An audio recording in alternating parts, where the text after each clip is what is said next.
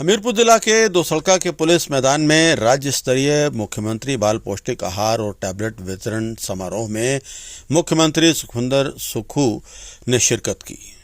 पोषण अभियान के तहत हिमाचल प्रदेश सरकार की एक विशेष पहल पर दी जाने वाली सामग्री के वितरण का शुभारंभ करने के अलावा प्राथमिक स्कूल के शिक्षकों को आधुनिक टैबलेट प्रदान किए गए। इस अवसर पर शिक्षा मंत्री रोहित ठाकुर, तकनीकी शिक्षा मंत्री राजेश धर्माणी, विधायक सुरेश कुमार, विधायक कैप्टन रंजीत राणा और अन्य गणमान्य लोग मौजूद थे। शिक्षा को मजबूत करने के लिए प्रदेश सरकार द्वारा उठाए जा रहे कदमों पर मुख्यमंत्री सुक्खू ने कहा कि पूर्व सरकार ने राजनीतिक लाभ लेने के लिए शिक्षा संस्थानों को खोल दिया था, लेकिन वर्तमान सरकार गुणात्मक शिक्षा को बढ़ावा देने के लिए काम कर रही है। उन्होंने कहा कि प्रदेश सरकार शिक्षा को बढ़ावा देने के लिए 4 महत्वपूर्ण बिंदुओं पर काम कर रही है। उन्होंने कहा कि गुणात्मक शिक्षक को बढ़ावा देने के लिए बजट की कोई कमी नहीं रखी जाएगी। बोलने का तरीका क्या किया कि जो दूसरे स्कूल में पढ़ाने वाले टीचर थे वहां से एक टीचर को बदलकर वहां लगा दिया। जहां अच्छी पढ़ाई होती थी वहां भी उस पढ़ाई में थोड़ी कमी नजर आ गई और हमने फैसला किया कि हम 4 स्कूलों को तब तक नहीं 400 स्कूलों को तब तक नहीं खोलेंगे जिसमें राजनीतिक लाभ के लिए सिर्फ चुनावों के वक्त उसको खोल दिया गया। ना शिक्षकों की भर्ती की गई, ना ही उसकी क्वालिटी की तरफ ध्यान दिया गया। हमने उन 400 स्कूलों को बंद करने का निर्णय लिया और ये कोई एक बार का फैसला नहीं था। बार बार बैठकर प्रेजेंटेशन दी जाती थी। शिक्षा मंत्री जी जानते हैं 11-11 बजे तक शिक्षा मंत्री जी और हम बैठकर प्रेजेंटेशन लेते थे और उसके बाद हमने फैसला किया कि हमें क्वालिटी को सबसे पहले सुधारना। 3 बिंदुओं की हमने पहचान की। पहला बिंदु शिक्षा के स्तर पर हमें गुणात्मक शिक्षा के क्षेत्र में आगे बढ़ना है और उसके लिए पैसे की कोई कमी नहीं आने दी जाएगी।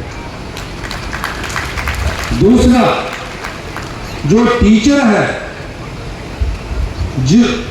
जो टीचर हमारे कॉम्पिटिटिव एग्जामिनेशन के थ्रू सिलेक्ट होकर आते हैं, जिन्हें कम से कम 20, 25, 10 सालों का अनुभव है, उन्हें भविष्य की चुनौतियों का कैसा सामना करना है, उनका एक्सपोजर टूर होना चाहिए। और उस एक्सपोजर टूर के तहत पहले बैच के तौर पर हमारे 217 अध्यापकों को सिंगापुर में भेजा गया।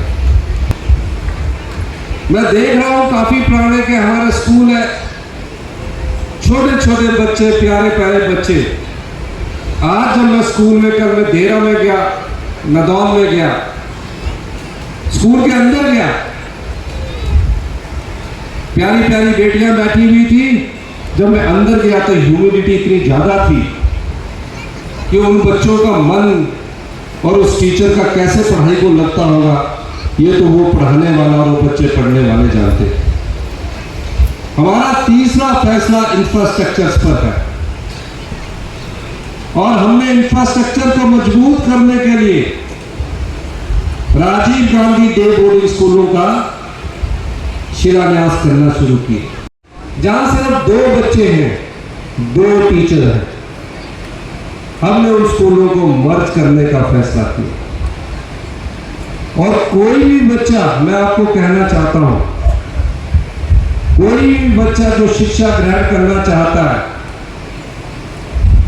उसकी शिक्षा स्कूल मर्ज और बंद करने के बाद भी वंचित नहीं रहेगी।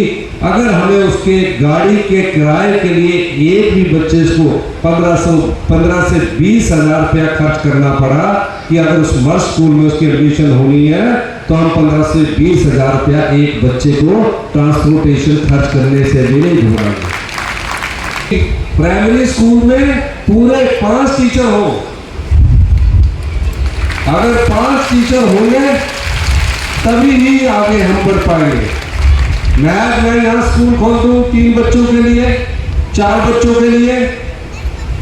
आपने देखा जब मुझे शिक्षा मंत्री जी ने प्रेजेंटेशन दी, कैबिनेट में प्रेजेंटेशन हुई और हमने कहा कि एक भी बच्चा अगर उसका स्कूल 5 किलोमीटर के दायरे में आएगा, 20,000 रुपया भी एक बच्चे की ट्रांसपोर्टेशन पर मुझे खर्च करने की जरूरत होगी तो मैं 20,000 रुपया भी खर्च करूंगा। तकरीबन 5,000 टीचर तो पूरा साल भर ही अंडर ट्रांसफर ही रहते हैं, 5-5 दिन की छुट्टी रहती है।